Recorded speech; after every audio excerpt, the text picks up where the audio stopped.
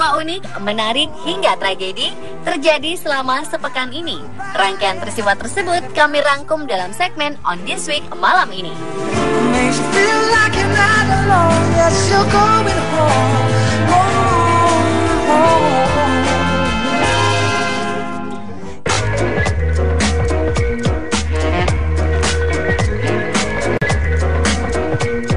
Nasib seorang wanita bernama Ana dos Santos Cruz berubah sekejap. Ana yang sehari-harinya menjadi pemulung, memilah sampah, kini menjadi model iklan. Ibu muda cantik itu menekuni aktivitas yang memulung sekitar 10 jam per hari di pembuangan sampah di Barretos, São Paulo, Brazil. Ia tak memiliki pilihan lain. Suaminya dibui karena kasus narkoba.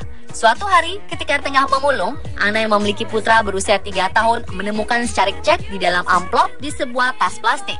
Cek itu senilai 52.000 pound sterling atau sekitar 1 miliar rupiah yang sesungguhnya ditujukan untuk rumah sakit kanker di Barretos. Entah mengapa cek itu terbuang. Keesokan harinya, Ana pergi ke rumah sakit tersebut yang memang tak jauh dari tempat ia memulung.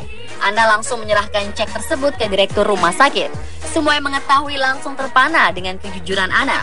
Berita ini pun cepat tersebar di media cetak, elektronik, dan internet. Sebuah pusat perbelanjaan besar pun akhirnya mengundang dan meminta Ana membintangi iklan mereka di TV dan billboard kota. Ana pun menjajaki karir awalnya menjadi seorang model.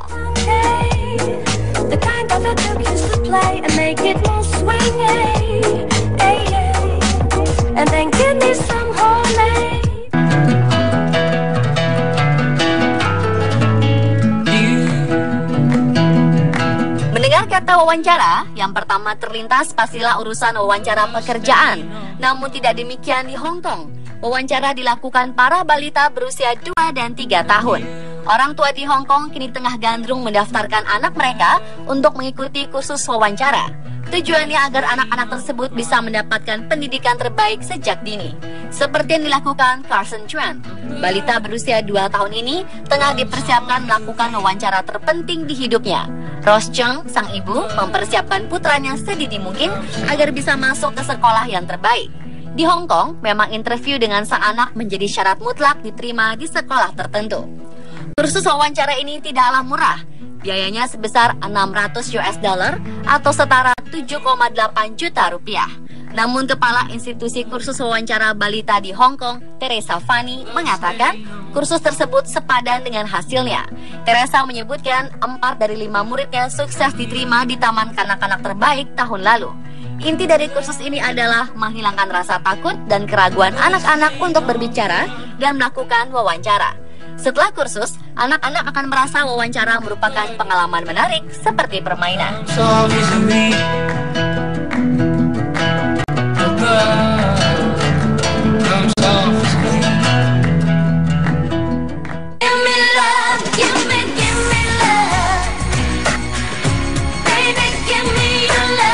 Su Jingjing, wanita berusia 30 tahun asal Hubei, Tiongkok, memiliki kepercayaan diri yang cukup tinggi.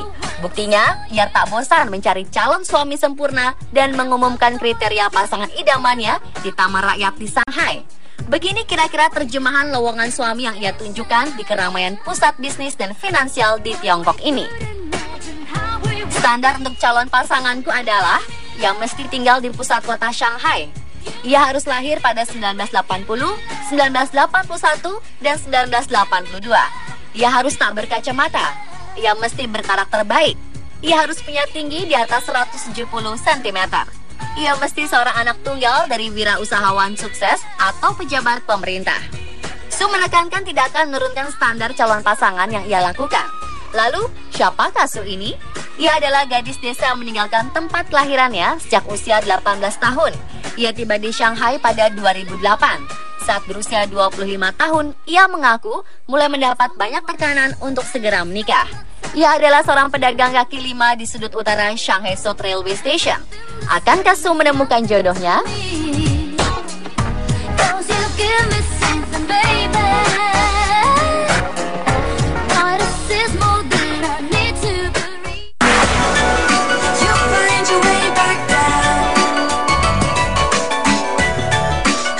Selain terkenal sebagai tempat yang indah dan romantis, Menara Eiffel di Paris juga dikenal banyak copet atau pencuri.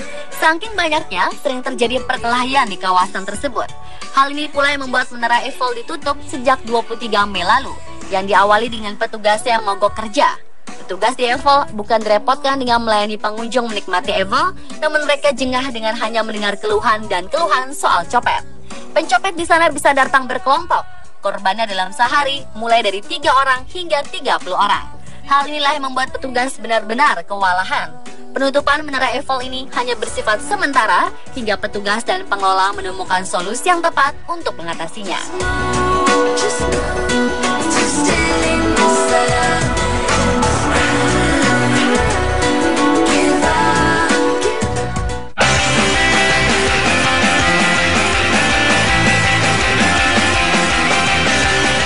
Warga RT 38 dan RW 39, Kelurahan Warung Boto, Kecamatan Umbul Harjo, Kota Yogyakarta, membuat tempe sepanjang 100 meter dalam rangka meramaikan lomba pola hidup bersih dan sehat tingkat Kota Yogyakarta. Proses pembuatan tempe itu adalah 2 hari 2 malam. Pengerjaannya dilakukan oleh 3 orang. Namun untuk mengangkatnya dari gudang menuju ke jalan sekaligus membentangkannya perlu setidaknya 100 orang. Awalnya, ia bersama warga berencana membuat tempe dengan panjang 150 meter. Namun karena bahannya kurang, hanya bisa membuat 100 meter saja. Total dana yang dibutuhkan adalah 1 juta rupiah. Nantinya setelah selesai, tempe akan dilelang dengan harga mulai 15.000 per meter.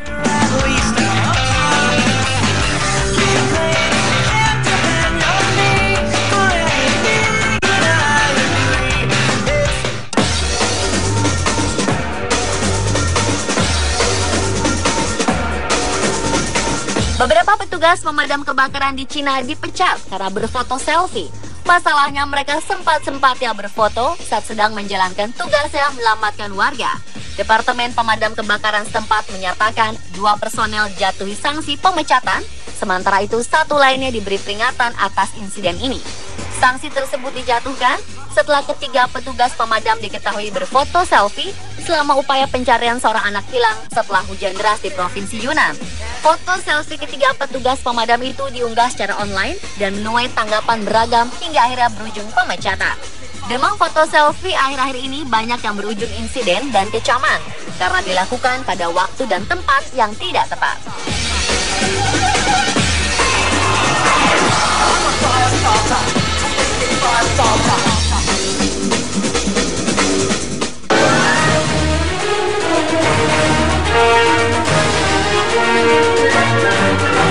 Kedua mesin pesawat Airbus milik maskapai Singapore Airlines tiba-tiba kehilangan daya saat tengah mengudara.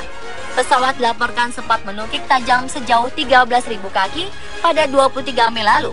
Disampaikan maskapai Singapura itu, pesawat Airbus A330-300 melakukan penerbangan dalam cuaca buruk saat berada di ketinggian 39.000 kaki sekitar 3,5 jam setelah bertolak dari Singapura. Pesawat yang mengangkut 182 penumpang dan 12 kru tersebut bertujuan ke Shanghai, China.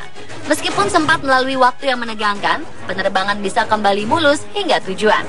Kedua mesin Rolls-Royce pesawat tersebut diperiksa secara menyeluruh dan diuji setibanya di Shanghai, namun tidak ditemukan adanya keganjilan. Insiden ini pun tengah ditinjau oleh pihak Singapore Airlines, Rolls-Royce, dan Airbus.